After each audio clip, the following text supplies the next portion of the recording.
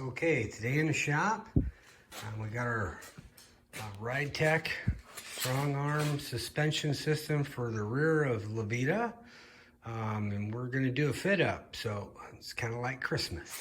We're going to unbox the parts, take a look, and we'll start fitting them to the frame.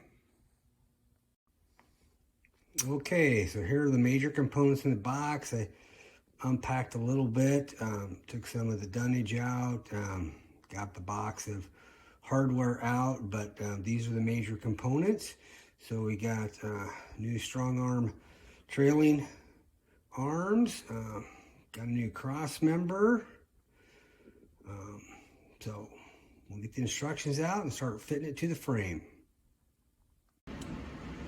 So one of the first steps we're going to do here is mounting the new upper cross member to the frame. So you can kind of see the instructions there. We got the cross member up here.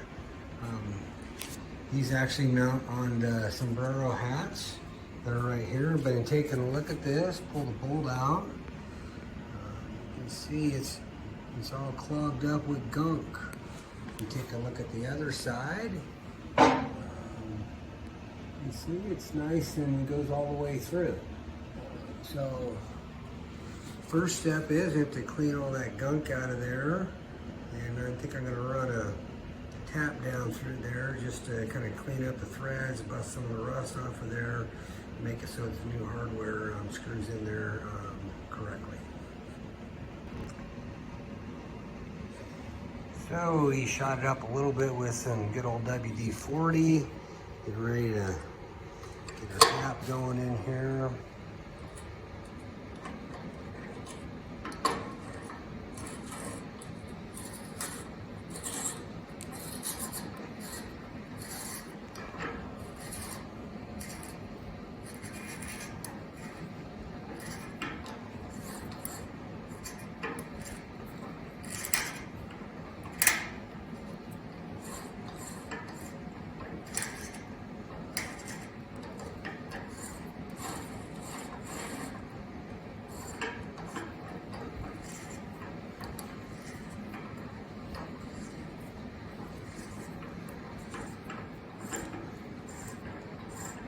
There we go.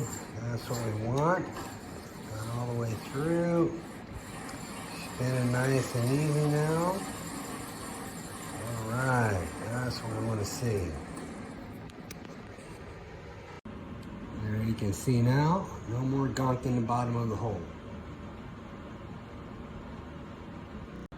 Okay, got the stud screwed in. Got the cross member sitting on top of the studs. Now ready to put the rest of the hardware on to secure it down. Okay, we got the cross member all mounted in.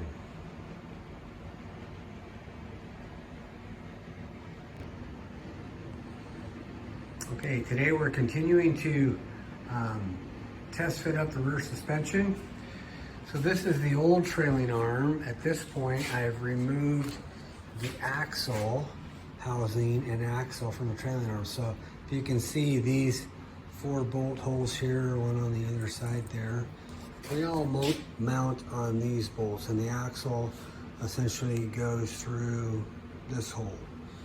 So that is the trailing arm for the driver's side, and that is the axle for the passenger side. You see I've gotten the parking brakes taken off, and I got the parking brake dust covers off, or the brake dust covers off. And so we've got the passenger side test fitted up. So we got the trailing arm mounted into the frame. We've got the old axle housing axle mounted to the trailing arm, and then we've got our coilover shock mounted to the cross member and the trailing arm. I just got a wood block spacer in there to kind of hold it up. But got brand new shims in there. But you can see the construction of the Ridetech Strongarm trailing arms is quite a bit more stout than the old factory ones. And the thing that's kind of unique, I'll kind of get a top angle here, but the way this is indexed back in here, if you look, essentially this is right in line with the frame, and this is that's a custom design made by Ridetech, and the purpose of that is to get the widest tires as possible on the back end without them rubbing. So essentially this is right where the tire is going to go, and so that's right in line with the frame. So we don't have the trailing arm, the old trailing arm stuck out this far, so you couldn't get quite as wide of tires on the stock setup. We'll go back and take a look at the old trailing arm so you can kind of see in comparison. Maybe we'll do a side-by-side here.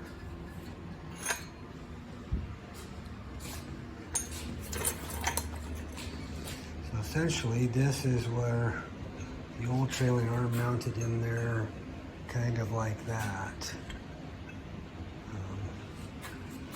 So I'll line it up, kind of like that.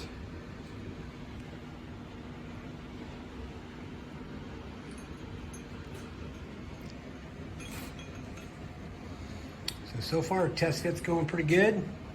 I'm gonna have to send my axle housings out to have them rebuilt. And my intent is if I can, I have to do some investigation first, but I want to powder coat my axle housings so they're nice and black, and it's got powder coat on it, which is much more durable than just painting. So if it's possible, I'm not sure, because of subjecting the housing to the heat associated with powder coating, because I've got the bearing races inside there. Of course, I have to take all the bearing races out, clean all the grease out of the inside of it so it doesn't catch on fire once in the oven. But I think I can do it as long as I use the thermal tape on the bearing surfaces so they don't get any powder coat on them. I should be able to powder coat that housing. But looking pretty good. I'm liking it.